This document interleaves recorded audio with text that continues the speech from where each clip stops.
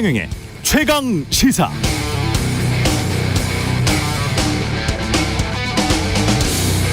네, 신임 방통위원장으로 내정됐다는 보도가 지속적으로 나오고 있는 이동관 대통령실 대외협력특보, 이명박 정부 때 홍보수석이었고요. 새누리당 서초울 예비후보로 나오기도 했던 정치인 출신입니다. 현재 대통령 대외협력특보니까요. 정치적 색깔도 뚜렷합니다. 그는 2010년 조선일보와의 인터뷰에서 스스로 언론 플레이를 하지 않았다고는 변명하지 않겠다. 어떨 땐 이걸 딱 쳐야 오른쪽으로 간다든지 왼쪽으로 간다든지 하는 기능적인 부분이 있었다라고 자신의 청와대 홍보수석 업무를 회고한 바 있습니다. 어떨 땐 딱 쳐서 여론을 조정하려고 했다고 사실상 시인한 이동관 전 수석의 아들도 이명박 정부 때 하나고에서 복싱 등을 연습한다며 피해 학생의 팔과 옆구리 부분을 수차례 강타하고 침대에 눕혀 밟았지만 학생부에 기재되지 않고 서울의 유명 명문대학에 입학했다고 하죠. 언론을 건드려서 여론을 조장하는 걸 당연한 것처럼 발언했던 방통위원장 내정자에게 한국 사회에서 가장 민감한 자녀 학폭 이슈까지 덮쳤는데 어떻게 된 게 언론은 상대적으로 잠잠합니다. 권력이 딱 치기도 전에 이미 알아서 숨죽이고 있는 겁니까? 네, 안녕하십니까. 6월 8일 세상에 이익이 되는 방송 최경영의 최강시사 출발합니다. 저는 KBS 최경영 기자고요. 최경영의 최강시사 유튜브로도 실시간 방송합니다. 문자 참여는 짧은 문자 50원, 긴 문자 100원이 드는 샵 9730 콩오플 무료고요. KBS 일라디오 채널 정치, 경제, 사회, 문화 등 다양한 명품 콘텐츠가 있습니다. 구독과 좋아요, 댓글 많이 부탁드립니다. 오늘 최강시사 한국노총 김동명 위원장 연결해서 경산의 대화 참여 중단 이유 들어보고요. 그리고 민주당 정성호 의원, 그리고 후쿠시마 오염수 여야 특집 토론도 준비되어 있습니다.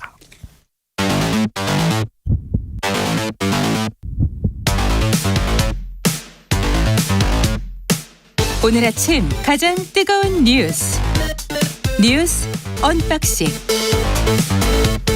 자, 뉴스 언박싱 시작하겠습니다. 민동기 기자, 김연아 평론가 나와 있습니다. 안녕하십니까? 안녕하세요. 예, 한국노총이 경사노위 참여를 중단하기로 했습니다. 네, 탈퇴를 어제 결의를 했고요. 탈퇴 시기 방법은 김동명 집행부에 위임하기로 했습니다. 그리고 윤석열 정권 심판 투쟁도 결의를 했는데요. 김동명 한국노총 위원장이 이정식 고용노동부 장관이 한국노총 출신이잖아요. 예. 사퇴를 요구를 했습니다. 이 한국노총의 경사노위 불참 선언은 7년 5개월 만인데요. 지금 민주노총 같은 경우에는 이 경사노위의 일종의 전신이죠.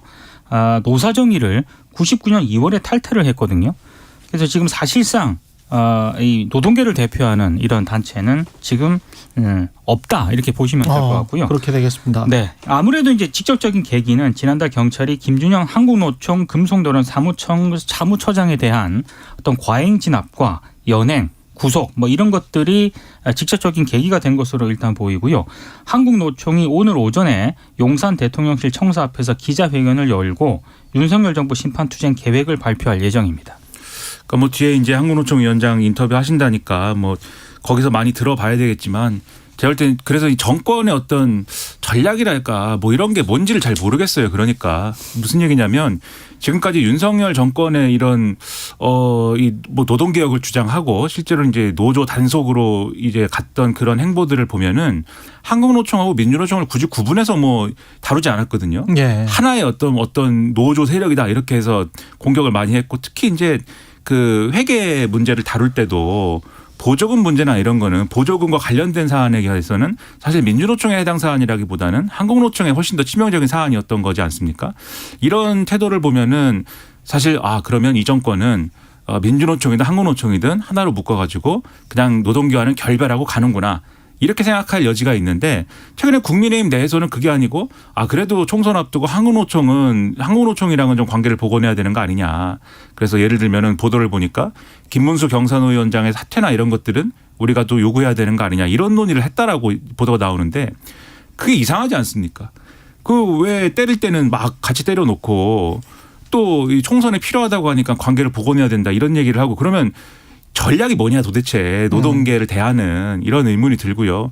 그다음에 이제 지금 이제 이 김준영 한국노총 금속노련 사무처장 등의 이 사건도 이 현장이 무슨 뭐 소위 말하는 귀족노조의 무슨 농성 현장이 아닙니다. 여기는 하청 노동자들이 그렇죠. 제대로 된 네. 교섭을 하지 않는 거에 대해서 장기간 농성한 현장인데 포스코의 하청이 하청입니다. 그렇습니다. 네. 그러니까 이 정권의 또 노동개혁의 의도라고 하는 거는 뭐 이 어떤 노동시장 이중 구조를 해소하는 게 목적이다라고 하면 그거죠. 거기 가서 때릴 게 아니라 그 현장을 어떻게 해결할 것인지 그 문제를 해결할 것인지에 대한 답을 제출하는 게 필요한 거거든요. 근데 그건 또 없었고 그런 상황에서 한국노총대로 뭘 어떻게 하라는 거냐 이런 의문이 생길 수밖에 없어요. 그래서 전략을 좀 정부 여당 입장에서는 가다듬고 재조정하는 게 필요한 것이다. 그냥 뭐 단기적으로 뭘 주면 한국노총이 태도를 바꿀까 이런 태도로는 안 될 것이다 이렇게 생각을 합니다. 정부 여당도 그렇게 이야기를 하잖아요. 노동개혁이 노동조합이나 노동자들을 때려잡는 게 노동개혁이 아니다. 이렇게 지금 이야기를 하고 그게 이제 비정규직과 정규직의 격차가 너무 많이 나니까 그걸 어떻게든 좀 끌어올려야 되는 게 아니냐.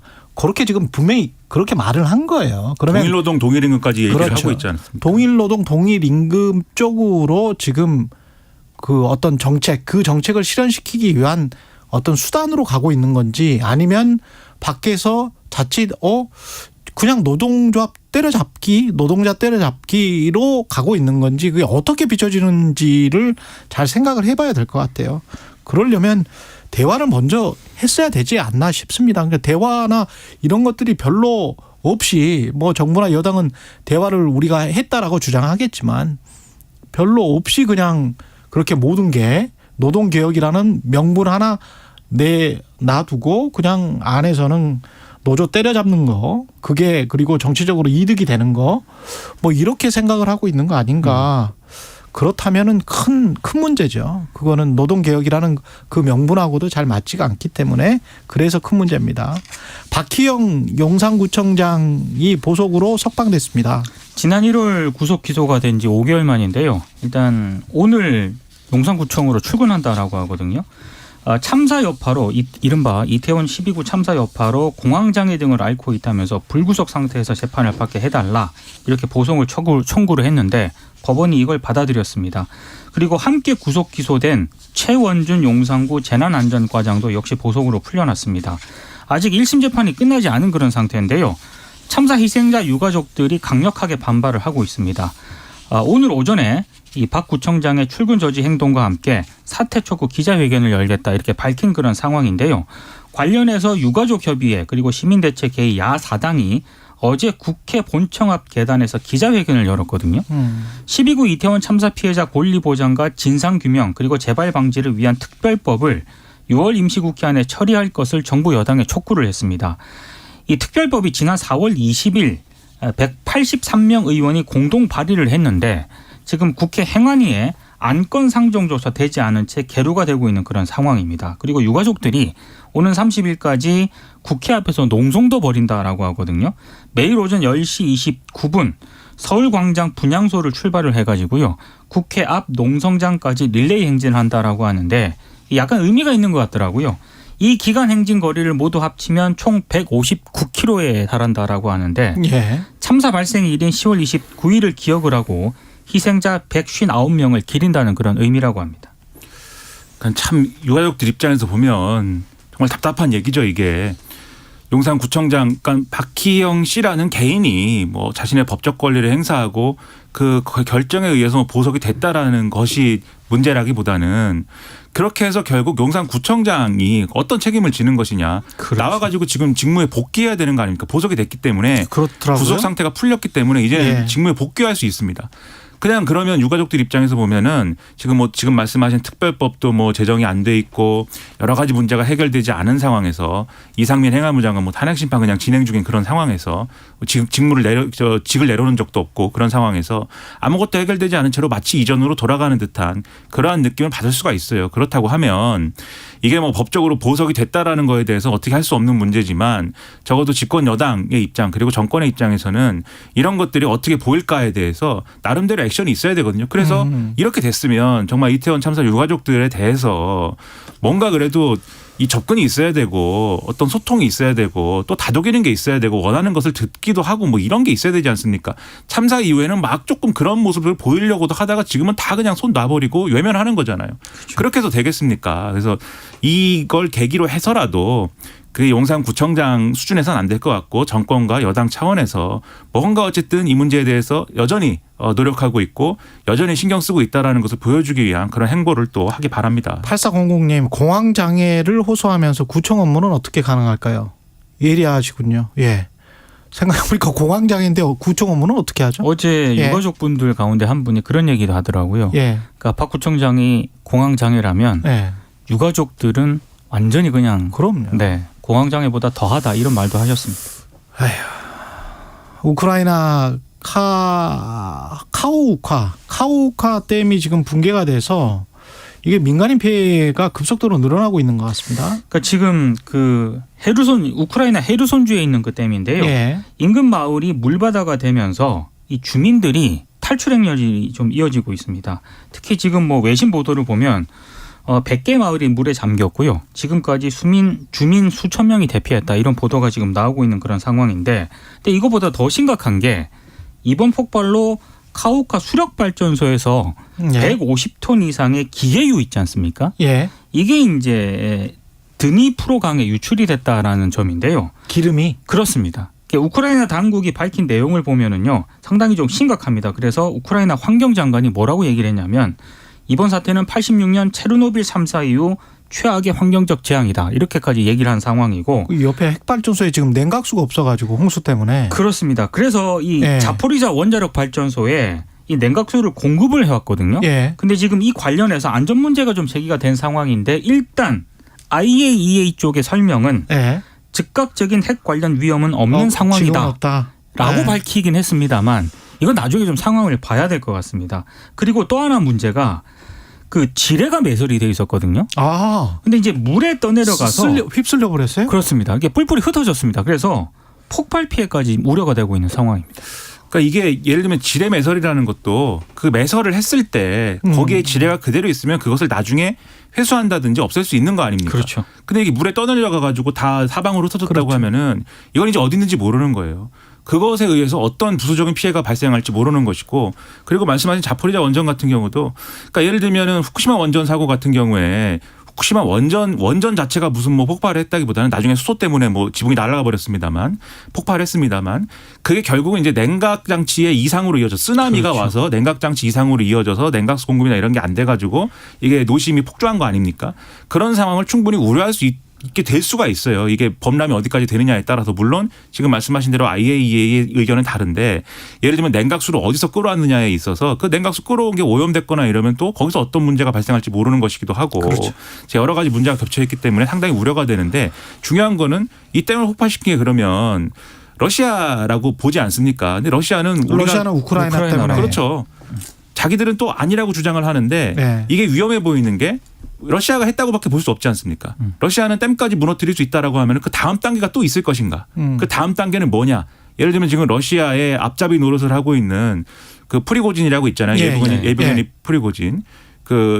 이 용병 그룹을 이끌고 있는 아주 악명이 네. 높은 예. 바그너 그룹이라고 그 사람이 주장하는 바는 곧 러시아가 소형 핵무기를 사용할지 말지에 대해서 결단을 내릴 것 같은데 이 사람 주장은 그건 안 된다라는 취지예요 또. 그러니까 자기들이 지금 전쟁 일선에 있기 때문에 요즘에 계속 불만을 표출하거든요. 그러면서 또 위협을 하는 거죠. 말로는. 그렇죠. 그런 상황이 어디까지 갈 것이냐에 대해서 굉장히 경각심을 높게 하는 그러한 문제가 지금 발생하고 있는 것이다. 이렇게 봐야 될 것 같고 정말 한 치 앞도 내다볼 수 없는 그런 정세가 이어질 것 같습니다. 예. 그리고 이내경 그 혁신위원장 사태에 이재명 당대표가 민주당 대표 무한 책임을 느낀다. 이렇게 이야기했는데 그러면 무한 책임을 어떻게 느끼고 어떻게 할 것이냐 여기에 관해서는 또 대답을 안 했습니다. 그러니까 기자들이 질문을 했고 예. 그 질문에 대한 답이 결과에 대해 무한 책임을 지는 것이 당대표가 하는 일이다. 이렇게 예. 얘기를 했는데요. 말씀하신 것처럼 구체적으로 어떻게 책임질지에 대해서는 언급을 안 했습니다. 그리고 졸속 선임 비판에 대해서는 충분히 다 논의하고 하는 일이다. 이렇게 얘기를 했고요. 그리고 권칠승 수석 대변인의 이른바 그 천안함 논란 있지 않습니까? 관련 조치는 없느냐 기자들이 또 물었는데 여기에 대해서는 또 답을 안 했습니다. 근데 당 내에서도 좀 비판이 계속 나오고 있고요. 예. 박지원 전 국정원장 같은 경우에는 SNS에 이재명 대표는 사과하고 끊어내야 한다 이렇게 얘기를 하고 있는 그런 상황인데 내부에서 또 민주당 의원끼리 좀 논란을 하는 것 같습니다. 그러니까 이상민 의원 같은 경우는 어제 인터뷰에서 KBS 라디오 인터뷰를 하지 않았습니까?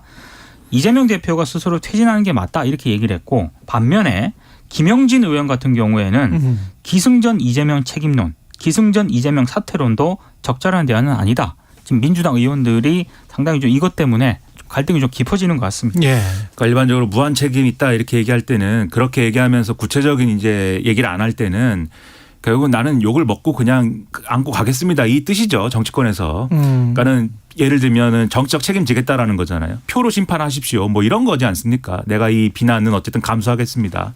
그런 차원으로 본다면 그냥 무한 책임진다 뭐 이게 아니라 지금 말씀하신 것처럼 이것에 대한 이 당대표로서의 지금 이 상황을 어떻게 보는 것인지 왜 이런 일이 일어났다고 생각하는 건지에 대한 최소한의 그런 입장 표명이 있어야 국민들도 평가를 할 거 아니겠습니까? 그런 것들이 필요하다고 보고요. 그다음에 권칠승 대변인의 경우에는 이제 유감 표명하고 이 사과를 했는데 저는 뭐 좋다고 생각합니다. 그리고 실제로 천안함 생존잔병 전준영 씨가 어제 만난 거잖아요. 권칠승 대변인이 네. 만나서. 오늘은 또 최원일 전 함장 만난다고 하고. 네, 그렇죠. 만나서 이제 여러 가지 얘기를 했는데 어쨌든 이 자리에서도 사과했다고 하고 또 말씀하신 대로 최원일 전 함장 만나서 직접 사과한다고도 하고 왜냐하면 이 천안함 생존자 이분이 전준영 씨가 요청을 했어요. 이 사과 기자회견 그 내용을 보면은 최원일 전 함장에 대한 직접적인 사과 언급이 없으니까 이건 만나서 해라. 근데 그걸 수용을 한 거예요. 예. 이런 태도가 필요한 거죠. 계속해서 천안함 문제 가지고 마치 민주당은 천안함이 이 북한에 의한 천안함 사건이 북한에 의한 소행이 아닌 것처럼 생각한다라는 그러한 이미지를 확산시킬 필요가 전혀 없는 거 아닙니까? 예. 이런 태도가 필요한 거고 더 나아가서는 이재명 대표도 최원일 전 함장 만나서 이 부분에 대해서 확실하게 좀 못 받고 가는 것이 필요하다. 제가 볼 때는 천안함 전 함장과 이 생존자들은 민주당에 대해서 상당한 인내심을 보여주고 있는 거예요. 어쨌든 만나자고 하고 얘기를 하면 사과를 하면 사과 받겠다라고 얘기하지 않습니까? 이런 좋은 기회가 또 어디 있습니까? 민주당 입장에서 예. 잘 해결해 보기 바랍니다. 그리고 시간이 얼마 없어서 그 OECD가 한국 경제 성장률을 1.5% 이거 약간 낮춘 거죠 또. 네, 원래는 1.6%였는데 1.6%에서 0.1%포인트 하향 조정이 하향 됐습니다. 조정. 근데 문제는 뭐냐면 연속 5번째 하향 조정이라는 게 문제고요. 일단 OECD 진단은 이렇습니다. 한국이 방역 조치 해제와 맞물려서 대면 서비스 중심으로 민간 소비가 회복이 되고는 있지만 반도체를 중심으로 글로벌 수요가 둔화하고 있다. 그리고 물가 상승률도 좀 떨어지긴 했지만 여전히 높은 수준을 유지하고 있다. 이렇게 진단을 했고요. 그리고 향후 높은 금리라든가 부동산 시장 부진이 민간 소비 투자의 부담 요인으로 작용을 할 것이다. 이렇게 지금 진단을 하고 있거든요. 그런데 세계 경제 성장률은 또 높였잖아요. 그게 이제 문제인데요. 예. 세계 경제 성장률은 완만한 성장이 예측이 되고 있는데 우리 같은 경우에는 계속 정체가 된다는 그런 분석이 나오고 있다는 점입니다. 이게 지금 IMF도 그렇고 세계은행도 그랬고 똑같은 패턴을 보이고 있습니다. 근데 문제는요. 이 예. 무역 수지 적자를 끊어내야 되잖아요. 예. 근데 지금 이 문제는 미국이 주도하는 뭐 공급망 재편, 중국의 내수산업 경쟁력 강화에 따른 구조적인 문제이기 때문에 우리 정부가 단기간 해결할 수 없다는 게 지금 문제인 것 같습니다. 그러니까 상저하고만 바라고 여기까지 왔는데 과연 상저하고 오래 있는 거냐 의문인 것이고 그다음에 핵심이 지금 말씀하신 것처럼 무역수지나 이런 거에 문제에 있어서는 사실 반도체나 이런 부분이 핵심 아닙니까? 근데 최근에 일본 주가가 막 굉장히 올랐다라는 보도를 어제 봤거든요. 그렇죠. 그 네. 배경에는 희망이 있다는 거예요. 그 대만도 그렇고 미국도 그렇고 일본 반도체 키워줄 것이다. 이 희망이 있다라는 거에 대해서 상당히 이제 기대감이 있는 거고 TSMC 또 일본에다가 공장 짓는다잖아요. 예. 구마모토에다가. 예. 그러면 중간에 마치 껴있는 것 같은 한국의 반도체 산업의 미래라는 건 어디 달려 있는 거냐. 우리는 중국 시장에도 이제는 뭐 빈자리가 나도 못 가는 것이고 이제 뭐 이런 분위기가 돼버렸는데. 마이크론 테크놀로지의 빈 부분도 메우지 못하게 하는 미국의 어떤 처사 압력 거기에 관해서도 제대로 대응을 지금 못하고 있으니까요. 그렇죠. 그러니까 예. 전략이 있느냐를 다시 한번 점검하고 물어야 될 때라고 봅니다. 예. 그리고 제가 오프닝에서도 이야기를 했습니다만 이동관 방통위원장은 이게 확정이 된 건 아니잖아요. 그죠? 확정이 된 건 아닌데요. 예. 일단 여당 내부에서도 우려의 목소리가 나오고 있습니다. 장해찬 청년 최고위원 같은 경우에 본인이 일주일 사이에 지지자들로부터 문자를 1000통 넘게 받았다라고 했거든요. 뭐 어떤 이게 다 반대, 우려의 찬성? 어떤 우려의 문자. 예, 목소리라는 거고 예. 더 이례적인 거는 공식 발표가 안 난 상황인데 이재명 민주당 대표가 철회를 요구하고 나섰다는 점입니다. 그러니까 그만큼 문제가 있다는 건데 오늘 동아일보를 보니까 예. 이동관 특보 측의 입장이 좀 보도가 됐거든요. 일단 그 학폭 문제 있지 않습니까? 예. 당사자 간의 원만히 합의가 이루어졌다. 그래서 오히려 피해자 쪽에서 전학을 보내지 말아달라고 했을 정도다. 좀 과장되고 부풀려져 있다라고 해명을 했고 이명박 시절 정부 시절 언론 탄압 논란에 대해서는 야당의 정치적 프레임에 불과하다라고 또 해명을 했습니다. 첫째로 뉴스 보는 사람 입장에서 의심되는 바가 있습니다. 이게 확정적인 사실이라는 게 아니라 이동관 전 수석의 아들의 학폭 문제와 관련돼서 덮은 거 아니냐라는 의혹이 있는 거잖아요. 그렇죠. 근데 이 덮는 과정이라는 게 예를 들면 이동관 전 수석은 이명박 전 대통령 어쨌든 최측근 중에 한 명이었던 거고요. 그리고 이게 하나고기 때문에. 그렇죠. 맞습니다. 하나고 이사장은 김승효 하나금융 회장인데 네. 그 당시에 이명박 정권 금융계 4대 천왕이라고 불리던 사람인데다가 이명박 대통령하고 고대 동기예요. 유기학번 경영학과에. 그러면 이 관계가 이 작동한 거 아니냐는 의심을 가질 수밖에 없어요. 철저하게 그게 아니다라는 해명할 수 있으면 해야 된다고 보고 그다음에 방송장악 논란 지금 우려가 많은데 과연 이명박 정권 때 같은 그런 상황을 다시 맞이하는 게 우리 사회에 좋은 것입니까? 공영방송의 뭐 처지나 이런 걸 다 떠나서 부정적이지 않습니까? 그 유산이라는 게. 저는 그런 점을 직시할 필요가 있다. 정권이 이런 말씀 드리겠습니다. 예, 여기까지 듣겠습니다. 뉴스 언박싱 민동기 기자 김민하 평론가였습니다. 고맙습니다. 고맙습니다. KBS 1라디오 최경영의 최강시사 듣고 계신 지금 시각 7시 41분입니다. 출근길 날씨 정보입니다. 하늘이 흐립니다. 지금 일부 경기 서해안과 제주도에 비가 내리고 있는데요. 오전 중에 경기 북부와 강원 영서 북부로 확대되겠고 오후에는 서울을 비롯한 중부지방과 경북 지역에도 비가 오겠습니다. 이 비는 내일 새벽에 그칠 전망이고요. 밤사이 중부지방을 중심으로 강하고 요란한 비가 쏟아질 것으로 예상됩니다. 오늘 낮 기온은 서울 26도, 광주 대구 29도, 대전 30도, 강릉 31도까지 오르면서 어제보다 조금 더 덥겠고 습도가 높아서 후덥지근하겠습니다. 현재 서울의 기온은 18.8도입니다. 날씨 정보 송소진입니다. 이어서 이 시각 교통 상황을 KBS 교통정보센터 김민희 씨가 전해드립니다. 출근 정체가 빠르게 늘고 있습니다. 수도권 제1순환고속도로 구리에서 판교 쪽으로는 먼저 구리에서 상일 사이로 정체고요. 더 가서 송파 부근 1차로에서는 낙하물을 처리하고 있습니다. 영동고속도로 강릉 쪽으로는 서창분기점 부근과 반월터널에서 군포 일대, 다시 용인에서 양지터널 사이로 속도 줄여 지납니다. 서울시내 강변북로 일산 쪽으로 동호대교를 조금 지나서는 1차로에 고장난 차가 서 있는데요. 정체는 천호대교부터 이후 마포대교까지 길게 이어지고 있습니다. 올림픽대로에서는 하남 쪽으로 한강대교 아래 4차로에도 역시 고장난 차가 서 있는 만큼 여의 하류부터 지나는 데만 20분이 넘게 걸리고 있습니다. KBS 교통정보센터였습니다. 오늘 하루 이슈의 중심. 당신의 아침을 책임지는 직격 인터뷰. 여러분은 지금 KBS 1라디오 최경영의 최강시사와 함께하고 계십니다. 네, 한국노총이 어제 경사노위 불참 선언을 했습니다. 노정 갈등이 점점 강대강으로 치닫고 있습니다. 한국노총 입장 직접 들어보겠습니다. 김동명 위원장님, 안녕하세요. 예, 안녕하십니까. 예, 전면 참여 중단 결정한 이유는 뭘까요? 예, 광양에서의 유혈 사태가 그 결정적인 계기가 됐지만, 윤석열 정부 그 출범 이후에 그 노동에 대한 탄압, 혐오, 어떤 반노동 정책 이런 것들이 지속해서 누적되어 온 그 결과라고 판단합니다. 노동에 예, 대한 예, 혐오도 있었습니까? 충분히 있었다고 생각합니다. 어떤 것들을 말씀하시는지요, 구체적으로? 그 노동자를 이렇게 일부의 문제를 침수 붕괴해서 완전히 예. 부패 세력으로 매도하거나 이런 것들이 다 혐오다. 혐오 아니겠습니까? 그 귀족이라고 비아냥거리고 예. 뭐 이런 게 다 혐오 아니겠습니까? 그러면 이게 시한이 있는 중단인가요? 아니면은 무기한인가요? 아니면 앞으로 어떻게 되는 건가요? 뭐 기간이 정해져 있지는 않지만 예. 뭐 윤석열 정권 내내 그렇게 될 수도 있고요. 예. 뭐 이것은 뭐 그 정권의 태도에 따라서 기간은 뭐 결정될 거라고 봅니다. 예, 그렇군요. 그러니까 윤석열 정부의 태도에 따라서 결정될 수 있다.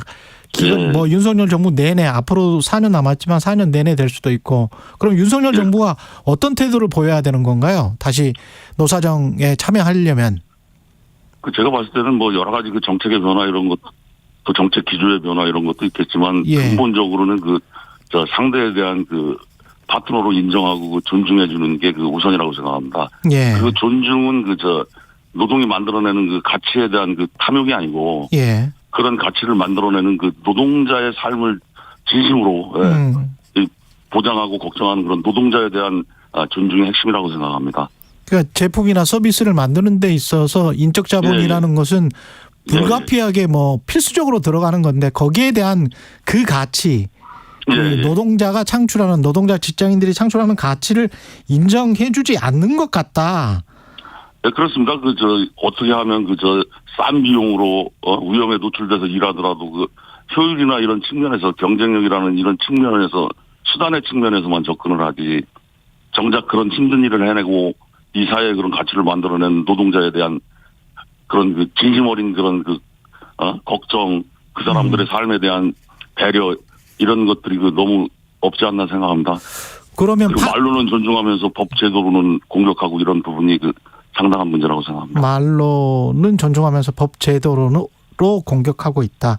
파트너로서 존중하는 자세를 윤석열 정부가 보인다면 대화에 다시 참여할 수 있다 이렇게 말씀하셨는데 구체적으로 가령 뭐 이 어떤 파행에 책임을 지고 누가 나간다든가 뭐 이런 거를 말씀하시는 겁니까? 아니면 글쎄 뭐 구체적으로 이제 여러 가지 법적 책임이나 정치적 책임 뭐 이런 것을 져야 될 부분도 지고 사과도 필요하고 다양한 것이 있겠지만은 그런 모든 것들을 종합해 볼 때 진심으로 노동을 존중하고 파트너로 인정하고 이런 모습들이 보여질 때 그렇게 판단될 때 가능하지 않을까 이렇게 생각됩니다. 경사노위 위원장이랄지 노동부 장관이랄지 누군가는 책임을 져야 된다 이런 목소리들도 있더라고요. 어떻게 보세요?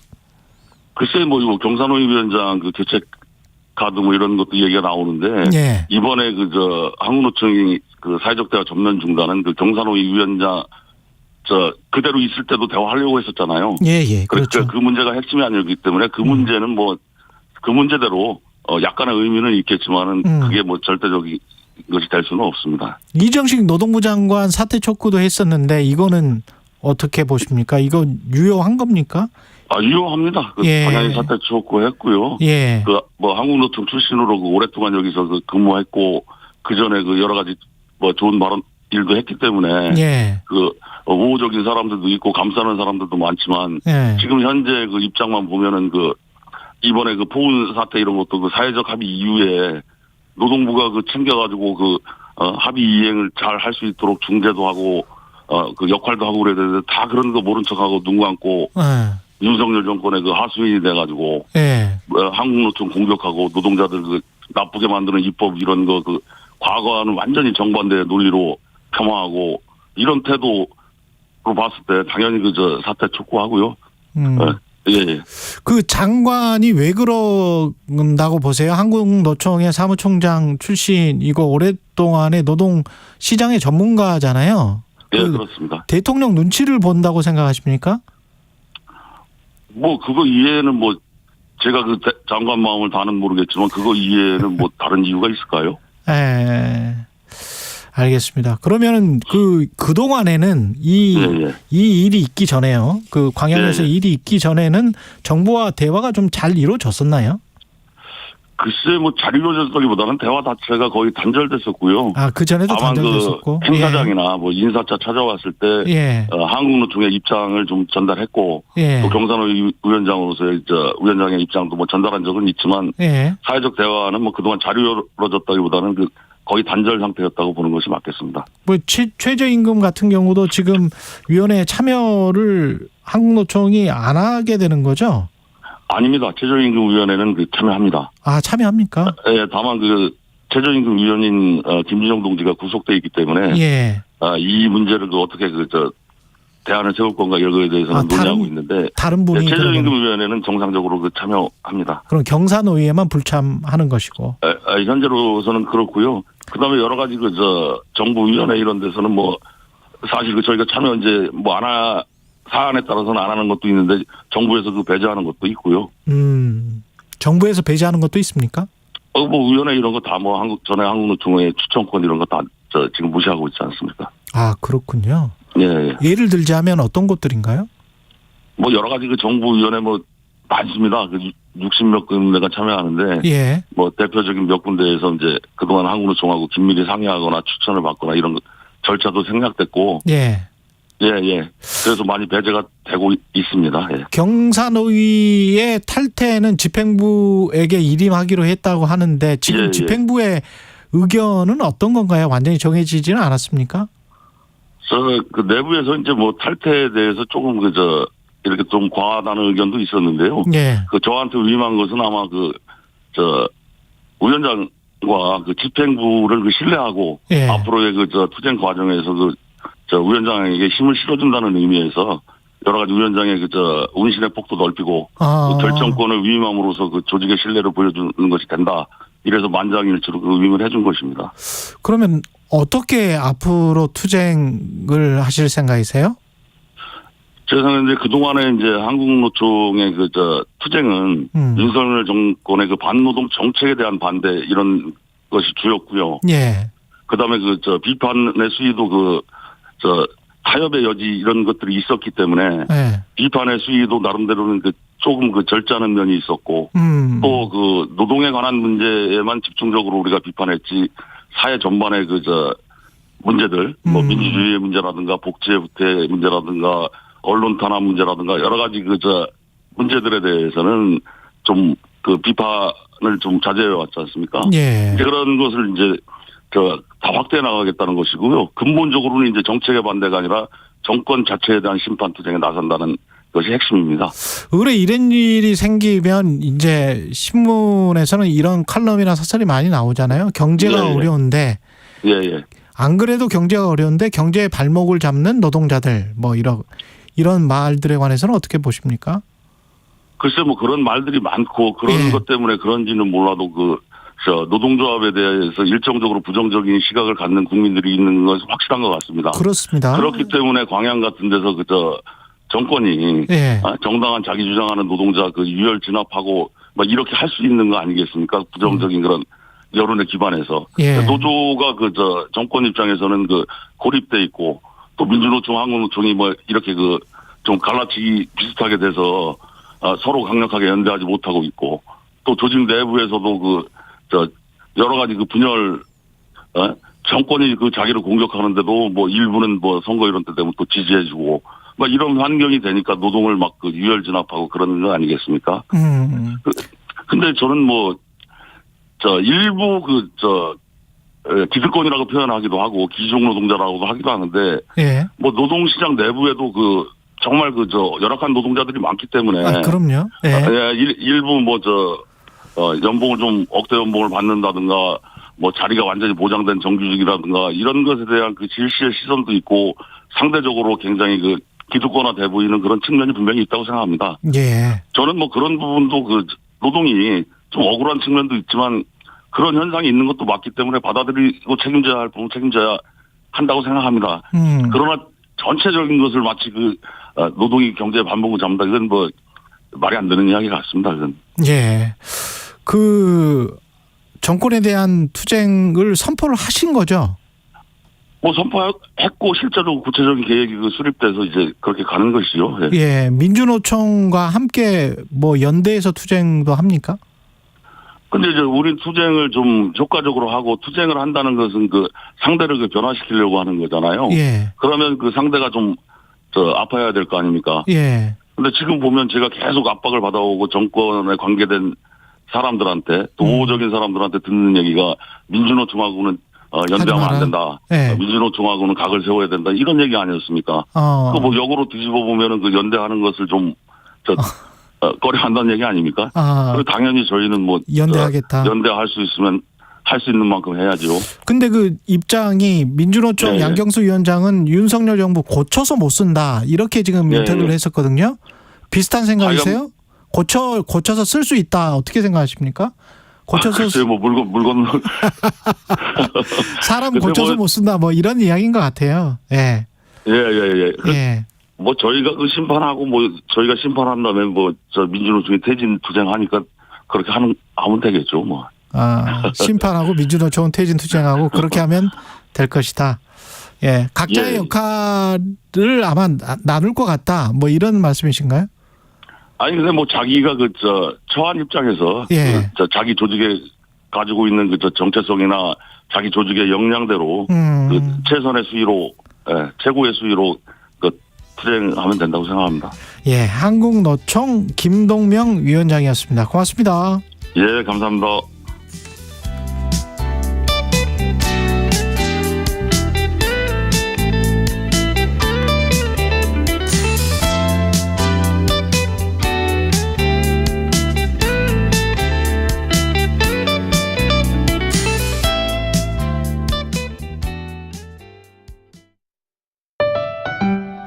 (2023) KBS 1라디오 연중기획 낮은 목소리 당신의 목소리를 들려주세요.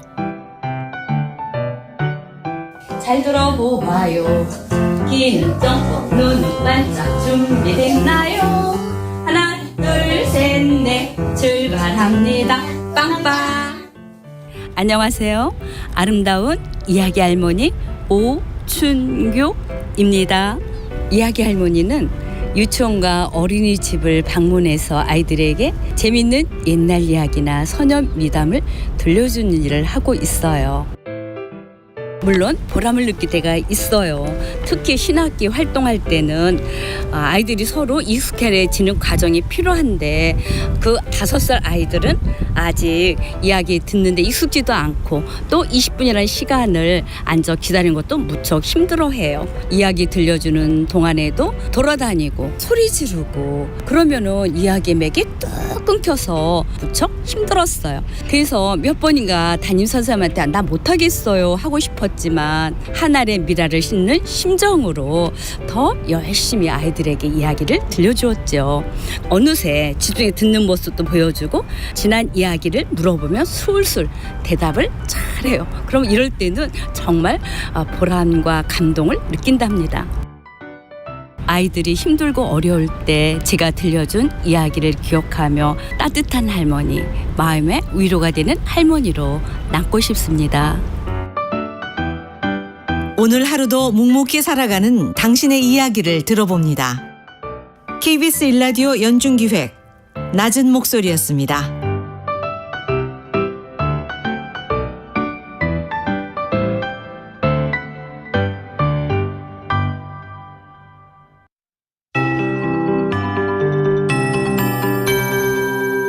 KBS 58분 날씨.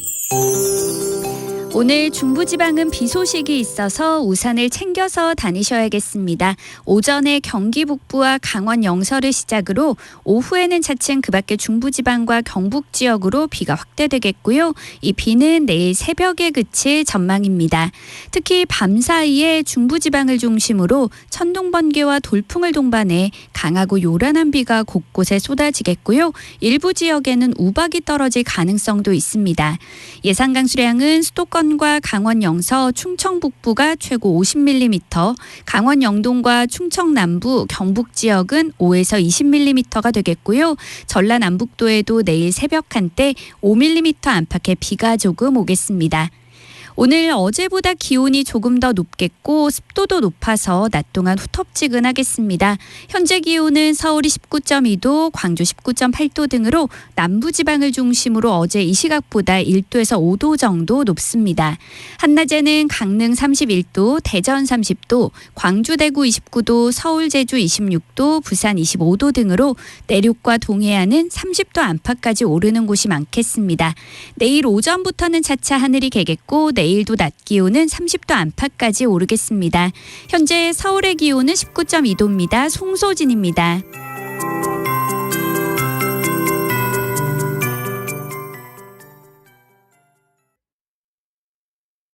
정성을 다하는 국민의 방송 KBS가 8시를 알려드립니다. AM 711kHz, FM 97.3MHz, KBS 1라디오입니다. HLKA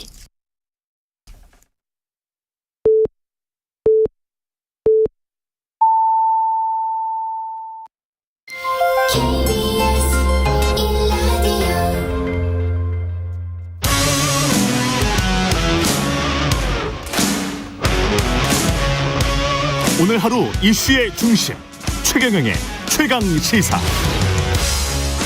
네, 이내경 혁신위원장 사퇴 이후 민주당 상황 정성호 의원과 함께 이야기 나눠보겠습니다. 안녕하십니까? 네, 안녕하십니까? 예, 결과에 대해서 무한 책임을 지는 것이 당대표가 할 일이다, 하는 일이다. 이재명 민주당 대표의 어제 발언인데요. 무한 책임 뭘 의미하는 걸까요? 뭐 어쨌든 그 정당의 대표이니까 네. 뭐 크고 작은 여러 가지 일들이 있지 않겠습니까? 뭐 네. 거기에 대해서 당연히 책임자인 뭐 당 대표가 뭐 책임을 지는 건 당연한 뭐 원론적인 얘기겠죠. 다만 원론적인 이야기. 책임의 네. 수준이라는 게 여러 가지 있지 않겠습니까?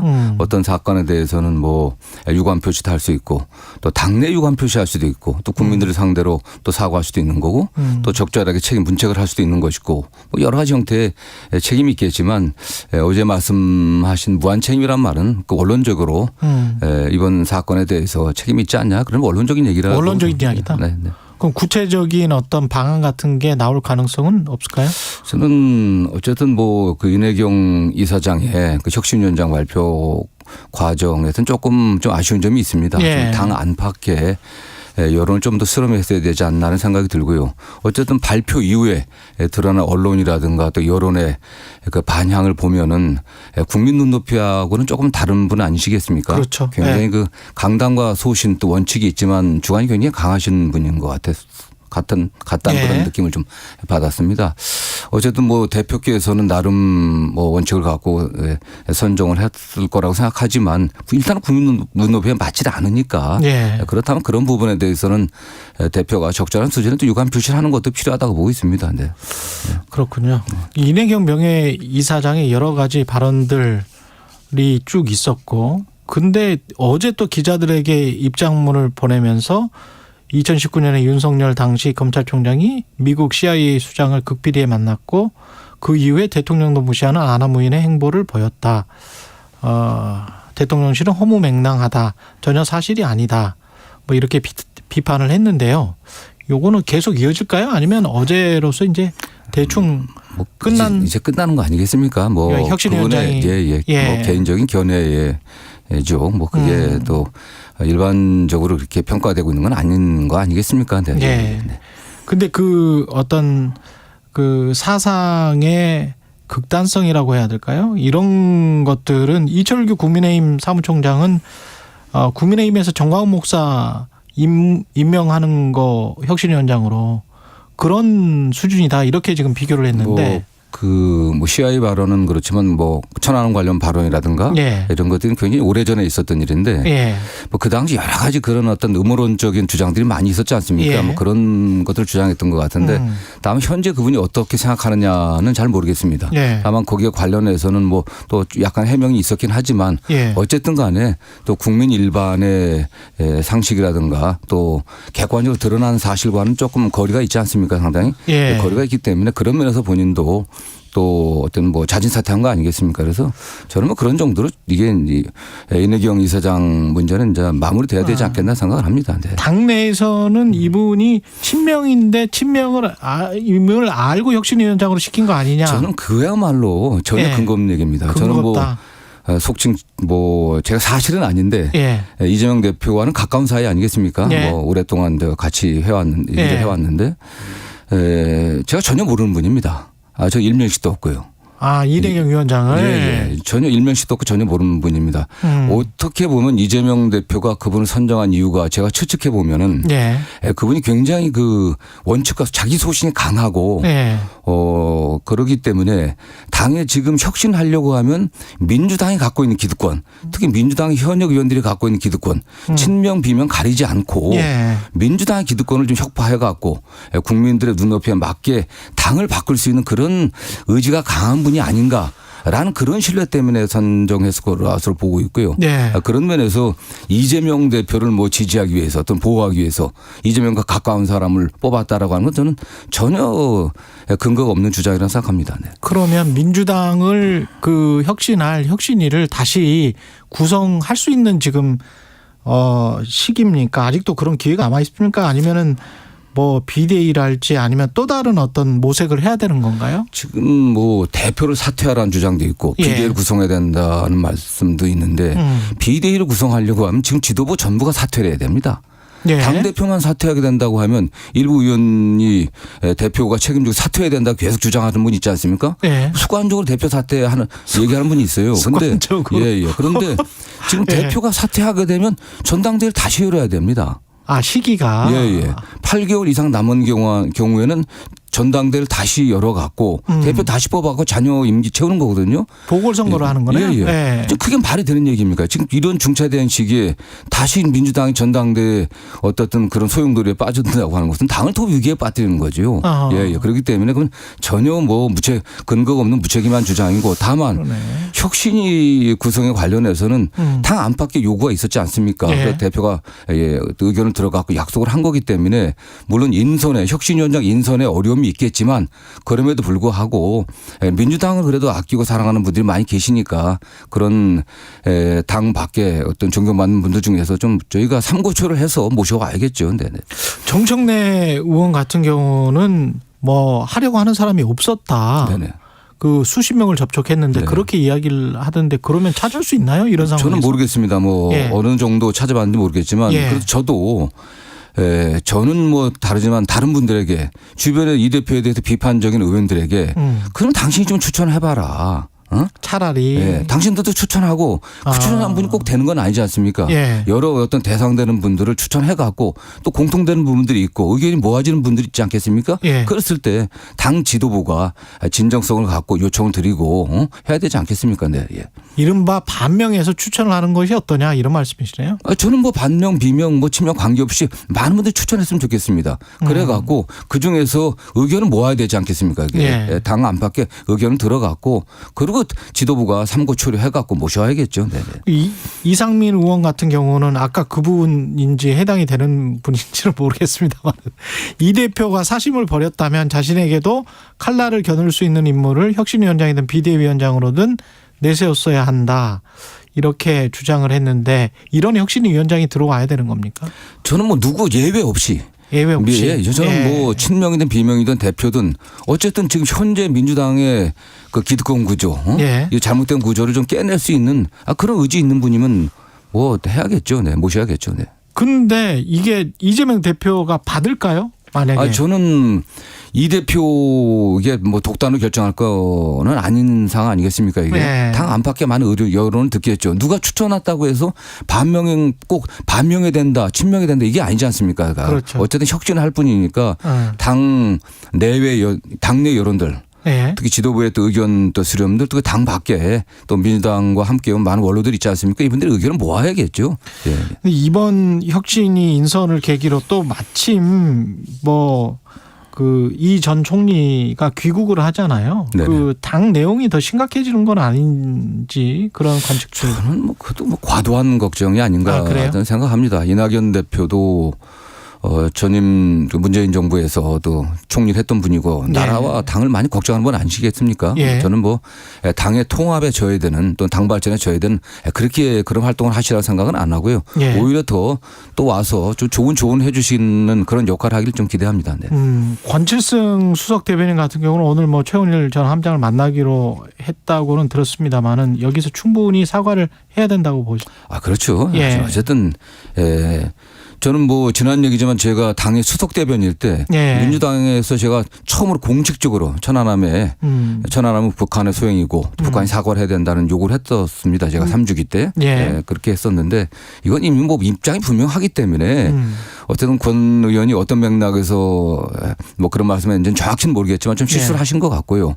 그 면에 관련해서는 정중히 사과하고 하는 게 좋겠죠. 그게. 그리고 그 최재성 전 정무수석 의견과 본인인 정청래 최고위원 행안위원장 관련해서 정청래 최고위원 주장 그런 것 같아요. 법과 원칙 이치는 본인이 맞고 관례만 틀린데 관례는 여러 번 깨졌다. 그렇기 때문에 행안위원장에 임명되는 게 아무런 문제가 없다. 이런 주장인 것 같습니다. 정청래 의원 뭐 임명되는 게 문제가 있는 건 아니겠죠. 그러나 어쨌든 지금 국회 관례라든가 물론 뭐 임기가 2년인 인연이라고 하는 그 법만 있는 겁니다. 예. 그다음에 어떤 분이 임명되냐 하는 것은 그런 원칙은 따로 분명히 없었습니다. 다만 예. 당내 관행이 다선 선수와 나이 같은 걸 고려해서 했기 때문에 그리고 그 권한을 실제로 원내대표가 원구성에 관련된 권한이 원내대표, 교섭단체 대표에게 있기 때문에 교섭단체 걸 행사했던 겁니다. 그렇기 때문에 이 점은 정청래 의원님이 조금 서운한 점이 있다고 하더라도 원내대표, 원내지도부의 좀 판단을 좀 존중해 주길 저는 바라는 바입니다. 네. 원내대표의 판단을 존중해야 된다. 네. 김진표 의장 상대로 권한쟁의 심판 청구, 뭐 효력정지, 가처분 신청. 이건 뭐 매우 부적절한 거죠. 국회의장을 상대로. 저는 뭐 본인이 서운하고 하기 때문에 그런 말씀하신 것 같지만 그렇게 해서는 안 된다고 생각합니다. 네. 이러면서 이제 박강원 원내대표랑 더 사이가 벌어지는 거 아니에요? 수석 최고위원인데. 뭐 민주당이 수석 최고위원은 없습니다. 예. 수석 최고위원은 본인이 뭐 최고위원 중에서 1등했기 때문에 수석이라고 붙이지만 수석 최고위원이라는 단어는 당원 당규 어디에도 없습니다. 그냥 뭐 최고위원 중에 한 분이신 거죠. 네. 예. 다만 뭐 정청래 의원도 당에 오래 계셨고 민주당의 어떤 통합과 또 어떤 변화를 바라기 때문에 잘 이렇게 현명하게 하시리라 믿습니다. 네. 예. 송영길 전 민주당 대표는 어제 또 검찰에 자진 출석을 했는데 김건희 피의자는 소환 조사도 안 하고 민주당 의원들은 구속영장 청구한다. 피켓 시위도 했습니다. 1인 시위도 했고 이거는 어떻게 보세요? 지금 송 대표가 송 전 대표가 이제 프랑스 파리에 가 있었지 않습니까? 예. 그 당시 이 사건이 터져갖고 즉시 귀국하지 않느냐, 예. 귀국하지 않으려고 하는 건 뭐 처음에 그런 비판이 굉장히 많았습니다. 그렇고 뭐 도망가려고 하느냐, 뭐 괜히 온갖 그 추측이 난무해서 본인이 바로 귀국을 했습니다. 그리고 당시 검찰에서도 그러한 여론들을 많이 조성했었고요.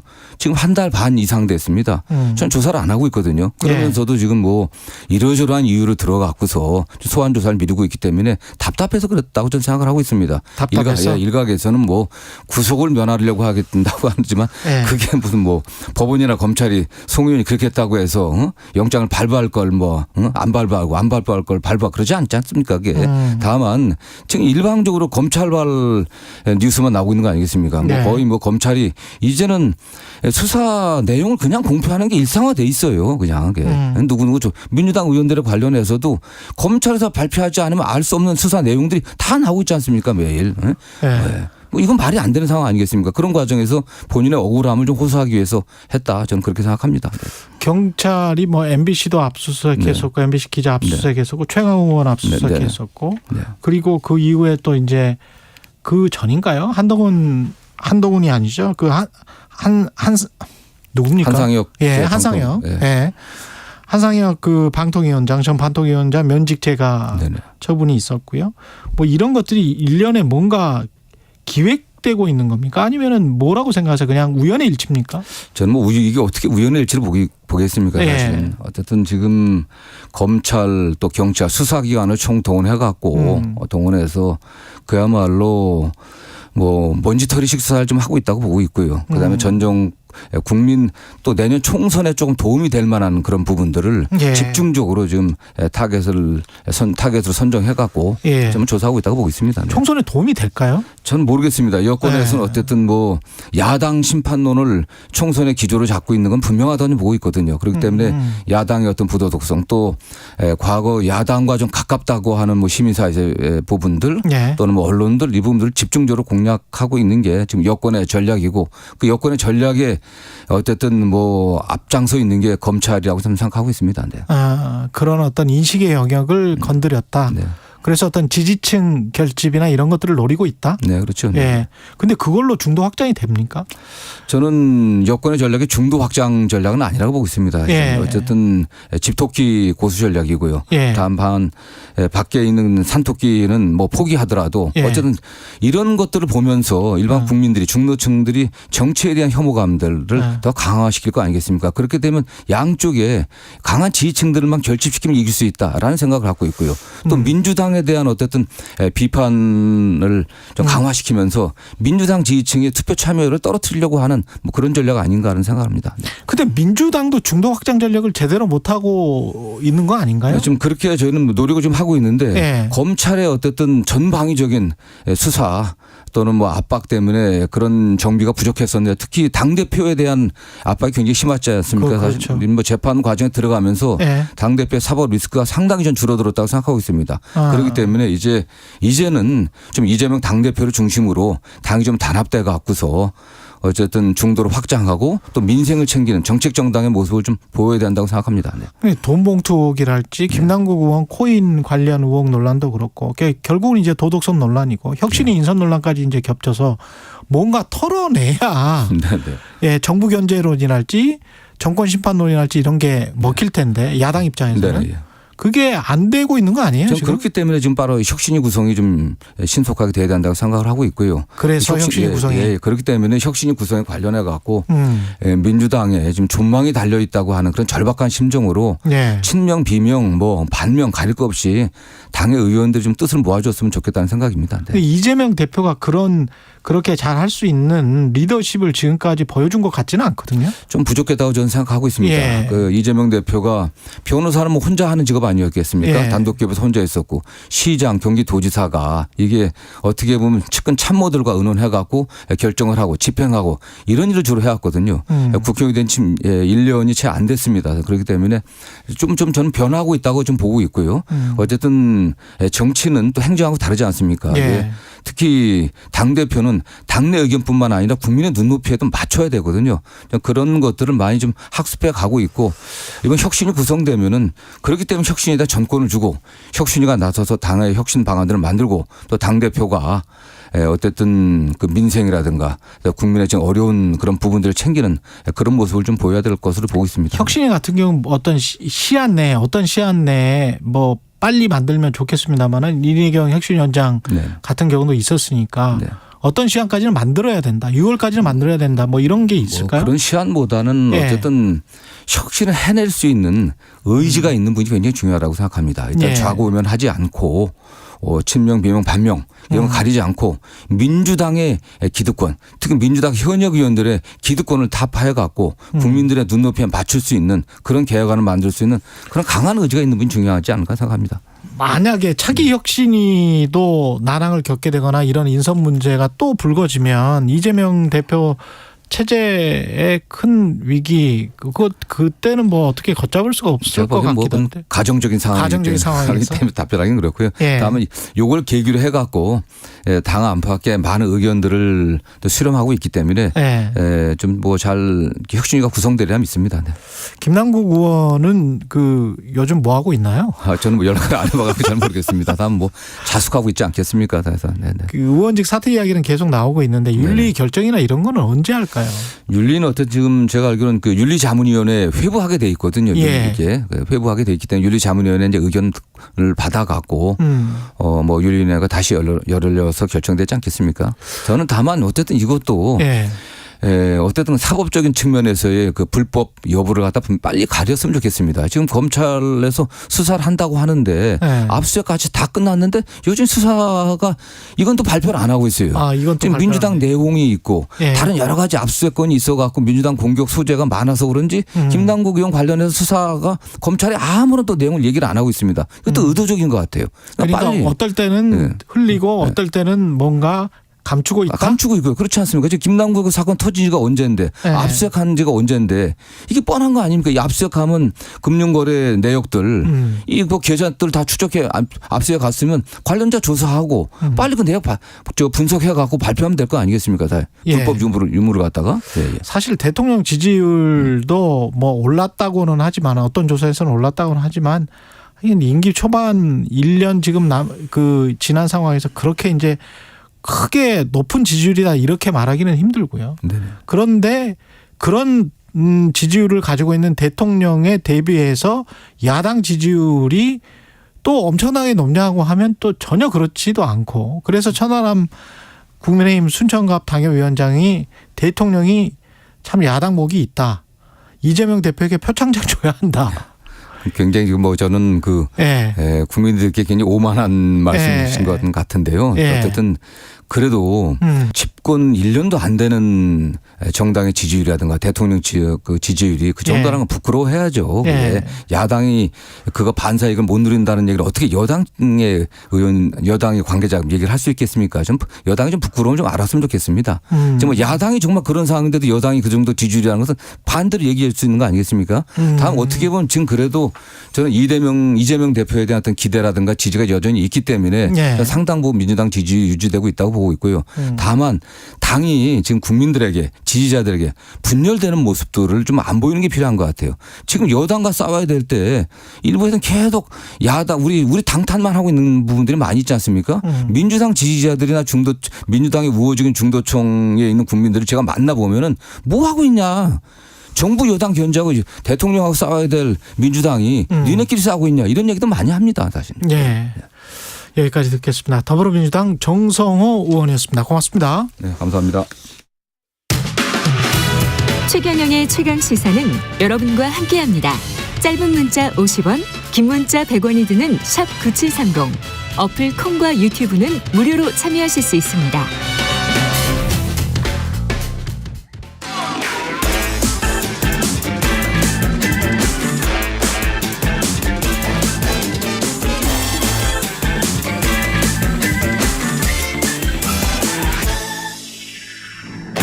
네, 한 번 더 뉴스 시간입니다. 오늘은 한국경제신문 최영찬 기자와 함께하겠습니다. 안녕하십니까? 안녕하세요. 예, 사우디아라비아가 전 세계 축구 슈퍼스타를 지금 싹쓸이하고 있습니까? 그렇습니다. 예. 일명 오일먼이라고도 부르는데요. 예. 지난 1월이죠. 포르투갈의 슈퍼스타 크리스티아노 호날두가 일단 사우디 알 나스르로 이적을 했거든요. 지금 활동을 하고 있습니다. 그때 당시 지금 보도에 따르면 30개월 선수 생활과 2억 유로, 우리 돈으로 한 약 2,786억 원에 달하는 연봉을 제시했다고 알려져 있어요. 예. 여기에 지금 어제 깜짝 뉴스가 전해졌는데요. 최근 유럽 축구계를 주름잡던 레알 마드리드의 주포죠. 카림 벤제마가 사우디 알 이티하드로 이적을 했습니다. 이 자세한 계약 조건은 밝히지 않은 가운데 이 알 이티하드는 2026년까지가 계약 기간이다. 이렇게 지금 공개를 했거든요. 예. 미국 ESPN은 벤제마가 알 이티하드로부터 2년간 4억 유로, 약 5,500억 원을 조건을 제시받았다. 이렇게 추정을 했습니다. 2년간 4억 유로, 5,500억. 5,500억. 그러니까 연봉이 지금 3천억 조금 안 되네요. 네. 예, 2,700억. 아우, 예. 말을 더듬게 되는 연봉 액수. 진짜 말 그대로 천문학적 액수가 맞는데요. 예. 그러니까 지금 호날두의 경우는 전성기가 좀 지났거나 뭐 한물 갔다 이런 평가가 있는 반면 예. 벤제마는 지난해 최고 권위의 상인 발롱도르를 수상했고요. 그리고 이번 시즌 리그 19골로 득점 2위를 기록한 선수예요. 그래서 더 지금 화제를 모으고 있습니다. 근데 유럽에 있다가 사우디아라비아로 갔다? 그렇습니다. 야, 이게 그 전 세계 톱 클래스를 다 지금 불러 모은다는 거예요? 그런 것 같아요. 네. 그래서 지금 어제 또 굉장히 뜬금없는 보도가 하나 나왔는데 영국 스카이 스포츠죠. 여기 꽤 유력 매체예요. 손흥민도 2024년 사우디 리그의 영입 타깃이다. 이렇게 보도를 한 거예요. 그러니까 이미 손흥민도? 작업이 진행 중이다라고 보도를 했는데 사우디 구단들이 제시하는 금액이 워낙 천문학적이어서 이 유럽 구단들과 선수 개인 입장에서도 만약에 선수 생활을 이제 마무리하는 단계에 접어들었다면은 참 무시할 수 없는 액수다. 이런 분석들이 지금 나오고 있어요. 물론 이미 숫자가 좀 나오는가 보네. 네, 뭐 정확히 구체적인 손흥민에 대한 숫자까지는 안 나오긴 했는데 어쨌든 손흥민에 대해서는 아직 설익은 뉴스다. 이런 게 좀 전반적이고요. 대신 지금 축구 왕제 리오넬 메시 이적설이 지금 이적설이 굉장히 뜨거웠는데 이거 어제 제가 원고를 준비할 때만 해도 이 파리 생제르맹과 계약이 끝나는 만큼 사우디 행도 굉장히 유력하다고 알려졌지만 오늘 새벽에 결국 메시가 지금 미국행 비행기에 올랐습니다. 미국 메이저리그로 가는 미국 거예요? 메이저리그 사커 마이애미로 지금 계약을 앞두고 있는데요. 마이애미? 네, 지금 미국 메이저리그 축구가 굉장히 좀 많이 인기가 올라왔어요, 예전보다. 그렇군요. 네, 이제 그 OTT 서비스죠. 애플 TV 플러스가 10년간 그 MLS 중계를 하기로 했는데 흥행 카드로 뭐 수익의 일부를 메시에게 주는 안까지 얘기가 나오고 있습니다.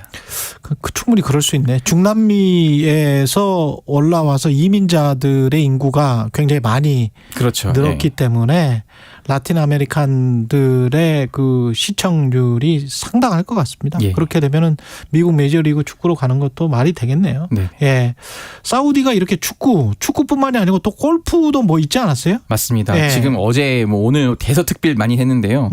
PGA 투어, 미국 프로골프 투어로 되게 유명하죠. 그렇죠. 여기와 사우디아라비아의 후원을 받는 이 LIV 골프라고 있어요. 지금 지난 1년간 굉장히 경쟁을 심하게 했는데 여기에 또 유럽의 DP 월드 투어라고 있어요. 이 세 곳이 어제 공동 성명을 냈습니다. 통합 법인을 세우겠다는 건데요. 조금 배경이 있습니다.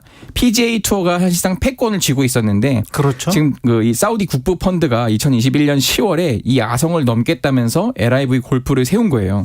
이 PGA가 LIV 골프 참가자들은 PGA 투어 참가 금지 이렇게 좀 명령을 내렸는데 예. 그래서 선수들과 PGA 사이에서 막 소송도 벌어지고 그랬어요.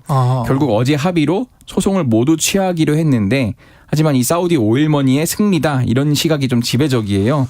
결국 그렇군요. 막대한 자본력을 바탕으로 2년도 채 안 돼서 PGA를 협상장으로 불러냈고 결국 통합까지 일궈냈고 이제 최고 스폰서가 이제 사우디 국부 펀드가 되는 셈입니다. 야, 이게 참 역사라는 게 재밌네요. 사실 PGA 투어가 지금은 뭐 미국 투어가 세계 최고인 것 같지만 한 100년 전에만 해도 영국 투어였거든요. 예.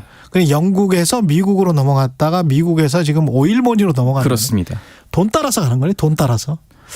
재밌네요. 사우디가 예. 한번 기침 한번 했더니 지금 전 세계 스포츠가 들썩입니다. 재밌네, 재밌어. 예. 근데 이 비판적인 시각도 있습니다. 맞습니다. 예. 지금 사우디 하면 또 대표적으로 인권 탄압국으로 그렇죠. 알려져 있는데요. 예. 이 보수적인 이슬람 국가로 여성 인권 탄압에 대해서 좀 악명이 높아요. 이거 그런데 왕정이야. 민주정이 아니에요. 네. 예. 그렇기 때문에 지금 근데 이 인권 탄압국의 이미지를 씻어내기 위한 이른바 스포츠 워싱이다. 이런 좀 비판적인 목소리가 나오거든요. 예. 지금 골프, 축구 말고도 뭐 F1 자동차 경주 대회도 했었고요. 또 지금 월드컵이랑 하계 올림픽 유치도 좀 추진을 하고 있어요.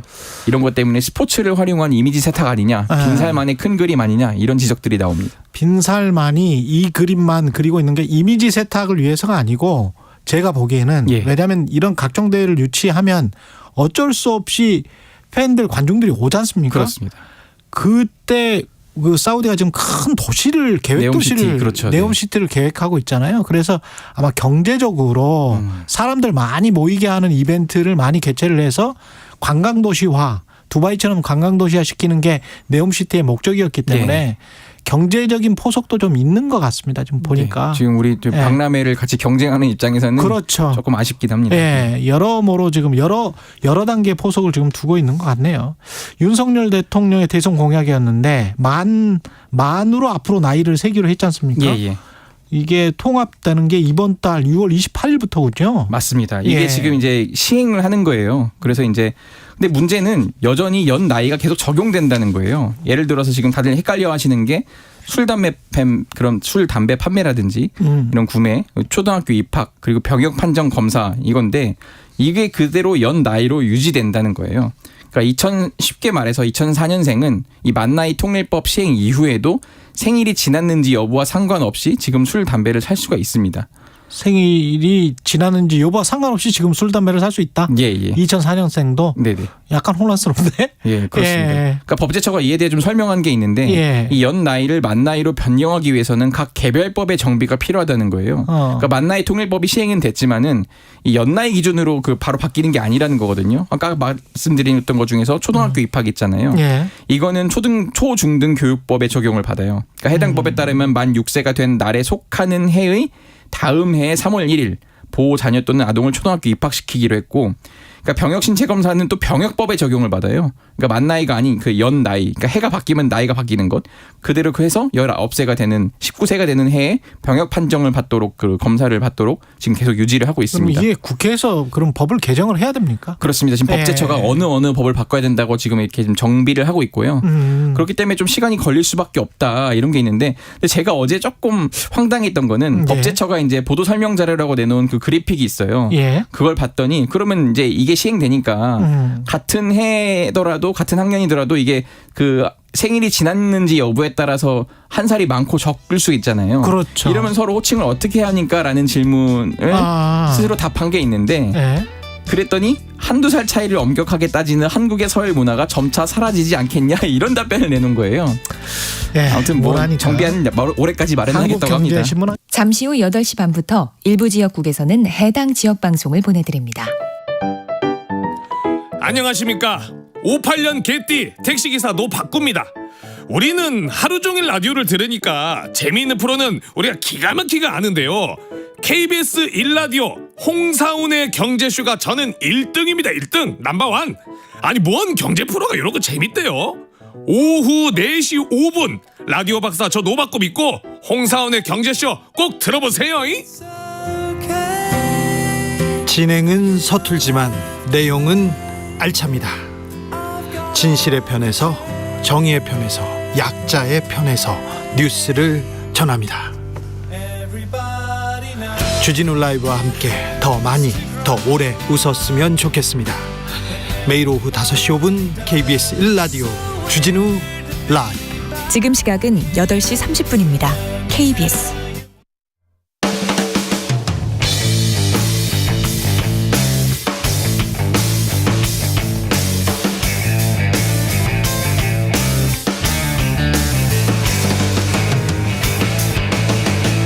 최경영의 최강 시사.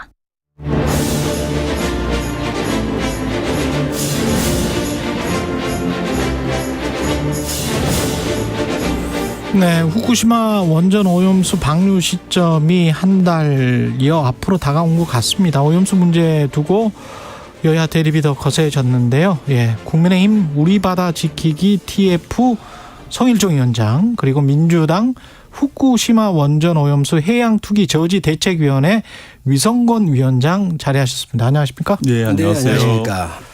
우리 바다 지키기와 해양 투기 저지 대책위원회는 뭐 그 이름은 다릅니다만은 뜻은 같습니까? 어떻습니까? 똑같은 거지요. 네, 우리 바다. 그러면요, 네. 우리 바다를 지키는 거예요. 여야가 어디 있습니까? 예. 네, 말은 똑같은데 예. 내용은 좀 다른 것 같아요. 어떻게 다릅니까? 우리는 바다를 정말로 지키려고 하고 그 우리 바다 지키기는 예. 지키기보다는 예. 좀 더 좀 오염해도 그냥 살아도 되는 거 아닌가 이렇게 생각하고 있는 것 같아요. 예. 이제 이런 차이가 있는데 예. 지금 윤석열 정부에서 일본의 후쿠시마 오염 처리수를 저희가 찬성한 적이 없어요. 문재인 정부에서 해왔던 걸 그대로 계승한 겁니다. 이거는 뭐 부인할 수 없는 거잖아요. 21년도 7월 달에 문재인 정부에서 킨스의 한국원자력안전연구원의 김홍석 박사를 파견을 해요. 예. 또 21년도 8월 달에 문재인 정부에서 TF를 만듭니다. 그래서 일본의 알프스를 검증을 해서 이게 문제가 없다라고 하는 결론을 내고 또 그때 킨스에다가 또 TF팀을 만들었었는데 그 TF팀이 이번에 실사단으로 갈 때 거의 그대로 간 거예요. 문재인 정부에서 임명받았던 사람들입니다. 그리고 네. 21년도 4월 19일 날 정의용 장관이 국회에 나오셔가지고 일본 후쿠시마 원전 처리수가 IAEA의 기준에 따라서 국제법적으로 문제가 없다 그러면 이걸 대한민국 정부도 이거를 방류에 반대할 명분이 없다 이렇게 대답을 해요. 저희가 정권 받은 지 1년밖에 안 됐습니다. 그러면 저희가 다른 것보다 한 거 있나요? 없거든요. 이거를 과학적으로 알프스라고 하는 과정을 거쳐서 이 여과기인데 다핵종을 걸러내는 여과기인데 이거를 통과한 물을 한국, 미국, 프랑스, 스위스에 보내잖아요. 이것을 저희가 3차례를 받았어요. 그리고 이것을 분석을 해서 저희가 IAEA로 다시 보냅니다. 미국도 보내고 스위스도 보내고 프랑스도 보내고 이것을 또 발표하는 거예요. 이러한 과정을 문재인 정부에서 해왔던 것을 그대로 해오고 있는 거예요. 그러면서 우리가 실사단을 더 보내고 또 우리가 더 점검할 거 요구하고 이러고 있는 겁니다. 그런데 이것들이 국제 기준치에 맞고 법적으로 문제가 없을 땐 우리가 마냥 반대할 수가 없다. 대한민국 문명국가 아닙니까? 그렇기 때문에 우리가 문재인 정부에서 해온 것을 왜 지금 민주당은 문재인 정부 있었을 때 아무 얘기 안 하다가 윤석열 정부로 바뀌니까 이걸 그렇게 마치 이걸 이렇게 반대하고 새로 시작하는 양 이렇게 공격을 하는지 그 부분에 대해서 동의할 수가 없어요. 저희 정부에서 윤석열 정부에서 새로운 거 뭐 한 거 있으면 얘기를 해보십시오. 과학적으로 더 보강이 되고 더 촘촘히 챙겼으면 챙겼지 우리가 안 한 거 있으면 얘기를 해보시라는 거예요. 예. 전혀 다른 이야기고요. 문재인 정부에서는 후쿠시마 원전 오염수 방류에 대해서 우려를 표명했고 그것을 검증하는 절차를 거쳐야 되겠다고 분명히 얘기를 했고요. 정의용 장관이 답변한 내용도 사실은 3가지 전제가 있었습니다. 예. 그것이 과학적으로 검증되어지느냐 아니면 안전한가 이런 문제에 대해서 확인되었을 때 그것을 용인할 수 있다라고 답변한 내용을 가지고 이제 국민의힘에서는 저렇게 호도를 하는 거죠.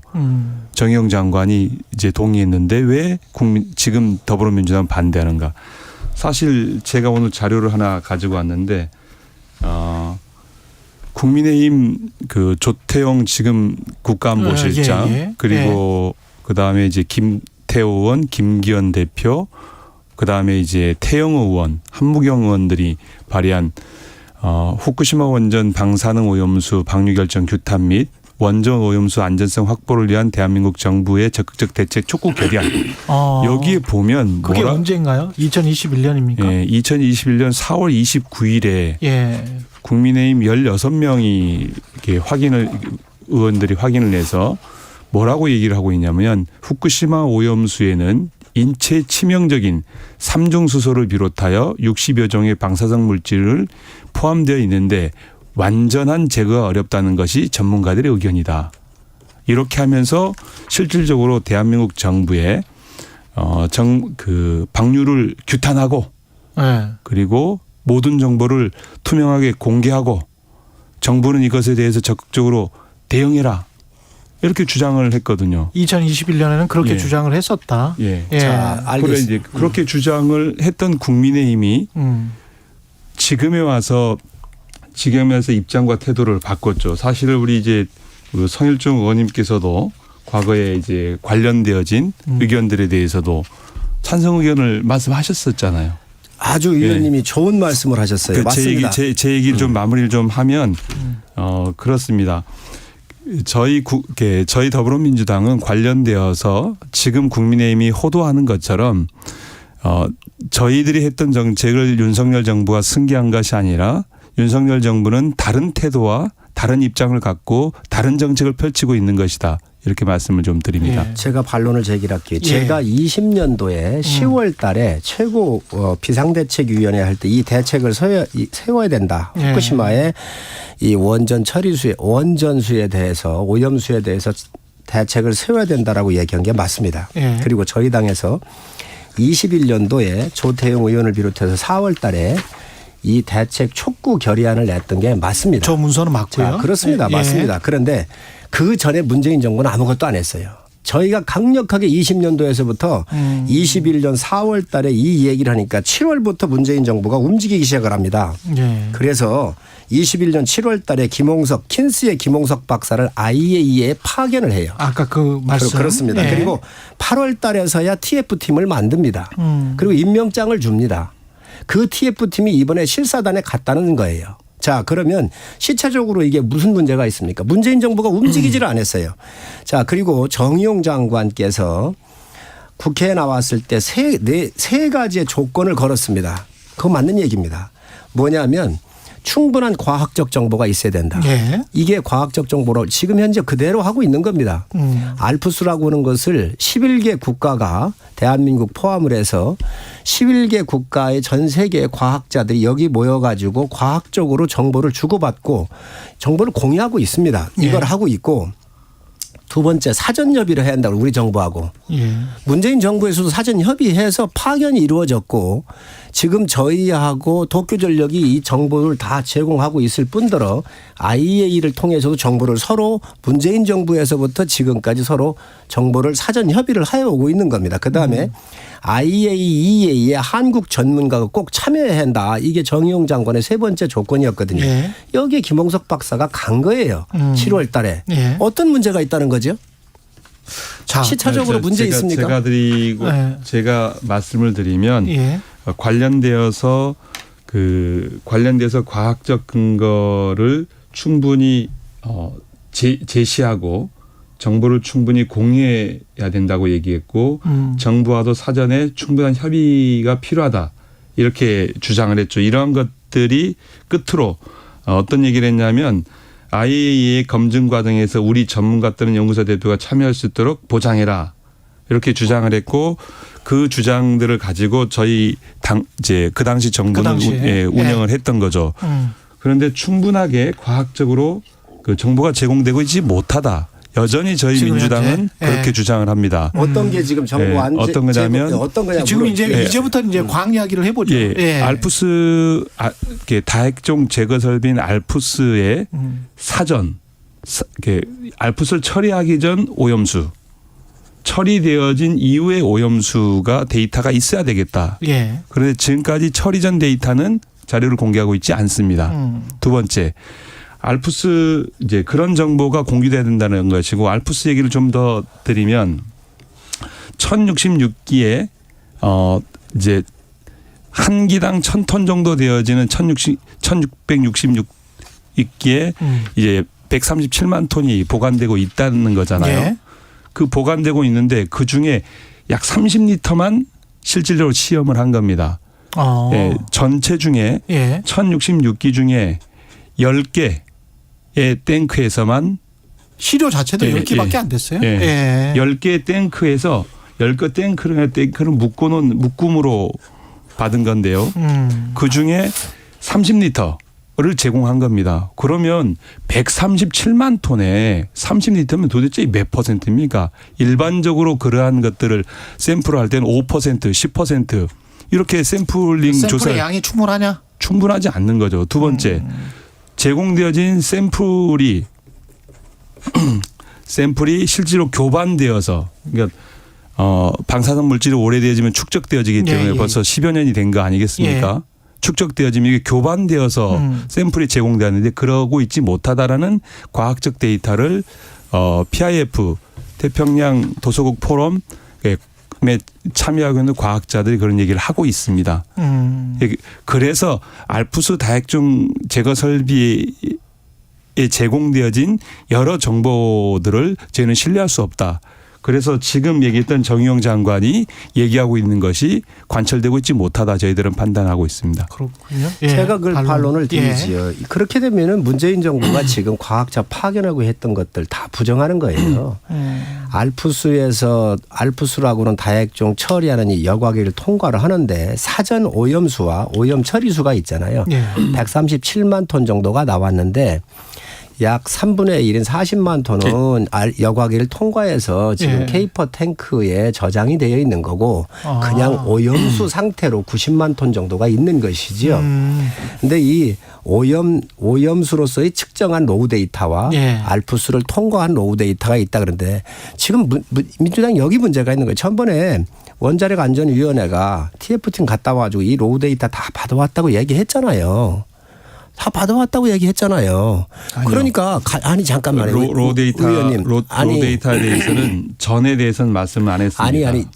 제 말씀 좀 잠깐 그 관련에 대해서 저희들 질의를 했고. 자, 제 말씀 좀 들어봐 주세요.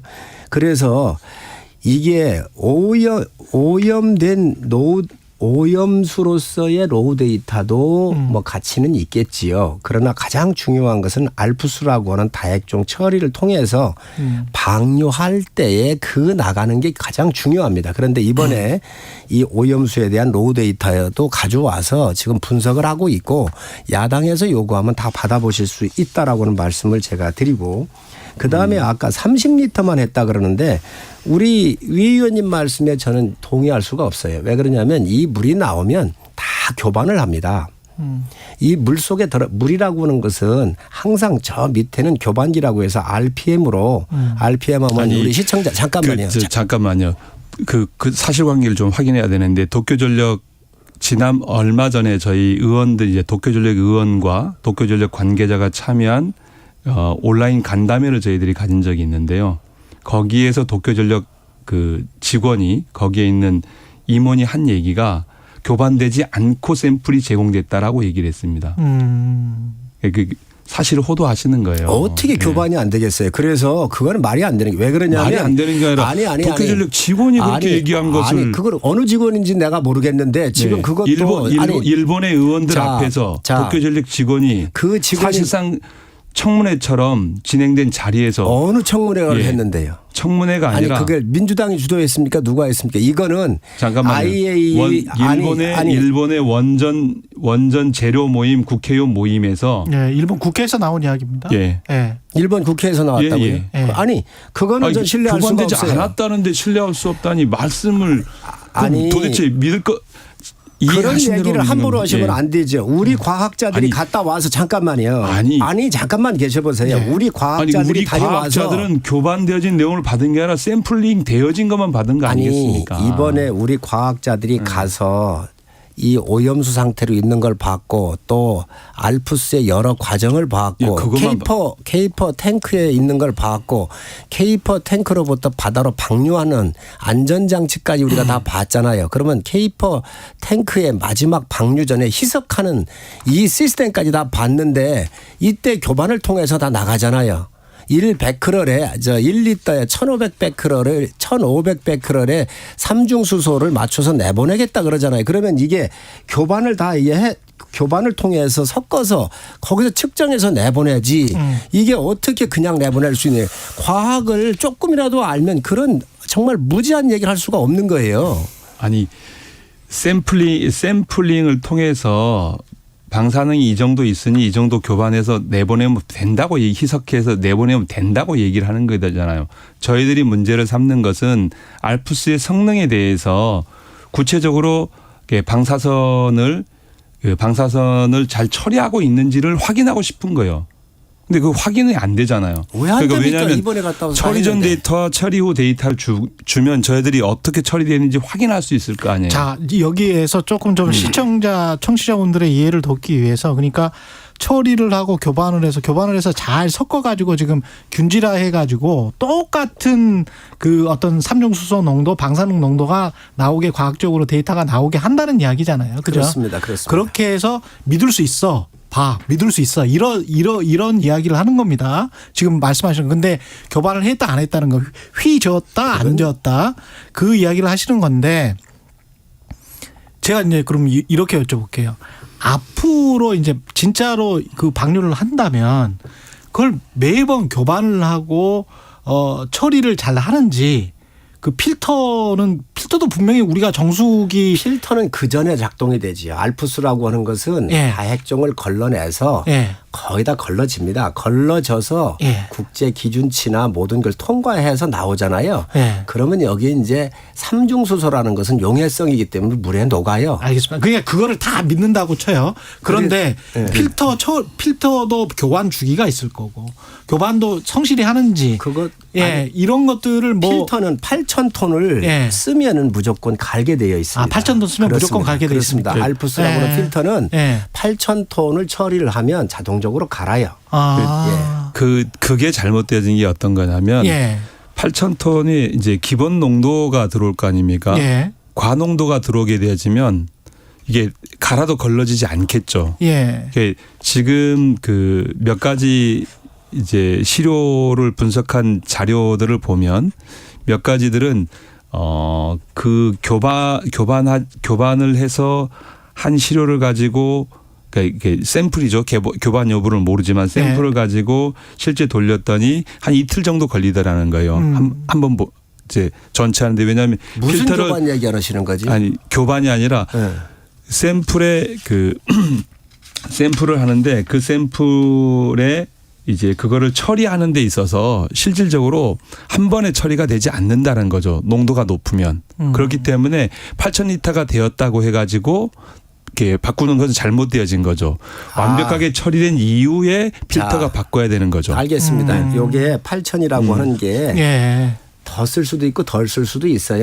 그래서 농도를 다 측정해 보니까 가장 안전한 수치에 들어와 있는 게 8,000톤 정도 되더라는 거죠. 그리고 근데 그거를 알프스를 잠깐만요. 알프스를 통과해서 핵종이 더 나오면 그 물이 바로 케이퍼 탱크로 가는 게 아니라 다시 또 돌아가서 다시 알프스를 통과하게 돼 있는 거예요. 이게 이중으로? 그렇습니다. 2중, 3중도 될 수 있죠. 4중도 될 수 있고 그래서 이 알프스를 최종적으로 통과하는 그 기준치는 정확하게 이 다핵종이 걸러진 물이란 말이지요. 그 다핵종이 걸러졌다고 판단하기가 어려운 게 뭐냐면 알프스 이제 그동안 이제 일본 도쿄전력은 어떻게 해왔냐면 그 2013년까지는 탄소 14가 걸러지지 않음에도 불구하고 그러한 사실들을 그 얘기하지 않았습니다.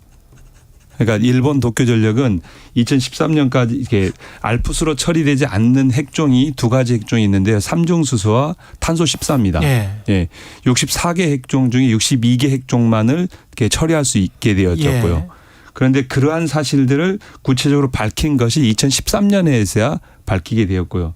두 번째, 핵 연료 이제 지하수가 들어온다는 사실 자체를 은폐하고 있었습니다. 그동안 차수벽이 지금 지금은 차수벽을 처리하지만 그전엔 차수벽 처리를 안 했죠. 그래. 알고 있음에도 불구하고. 그리고 아니 그거는 지금 이거하고 본질이 벗어나는 얘기예요. 본질이 벗어난 게 아니라 일본 도쿄전력이 알프스를 운영하는 데 있어서 운영 주체를 신뢰하기 어렵다는 거예요. 그러니까 도쿄전력이 지금까지 들어간 거예요. 11개국이. IAEA와 11개국이 들어가서 지금 도쿄전력이 하고 있는 것을 검증을 하고 국제적으로 협업을 하고 있는 게 거예요. 아니고요. 일본이 IAEA를 요청한 겁니다. 일본에. 요청이든 IAEA가 들어가든. IAEA 우리가 이걸 처리하고자 하는데 IAEA가 와서 이것을 좀 잘 봐달라. 그러니까 자체 감사를 설정한 거죠. 그런데 감사를 설정한 기관이 기관의 얘기를 감사원들은 시간이 5분밖에 안 남았어요. 이거 이야기는 끝나시면 안 돼요. 잠깐만요. IAEA는 전 세계 핵을 다뤄요. 이 후쿠시마의 문제는 바다의 문제이기 때문에 그렇죠. 태평양 연안국에서 미국, 카나다, 대한민국, 중국과 관련되는 문제잖아요. 그래서 이 문제는 국제적으로 협의를 해가지고 도쿄전력이 제대로 하고 있는지 국제기구에 들어간 거예요. 이거에 우리가 참여 요청을 했고 그래서 정의용 장관도 우리 과학자도 참여해야 한다고 요청을 해서 김홍석 박사가 가 있는 거란 말이지요. 우리가 회원국이에요. IAEA에. 그리고 거기서 잘못 검증하거나 우리가 제대로 이 일을 안 하면 대한민국 정부가 당연히 항의를 하고 바로 잡아야지요.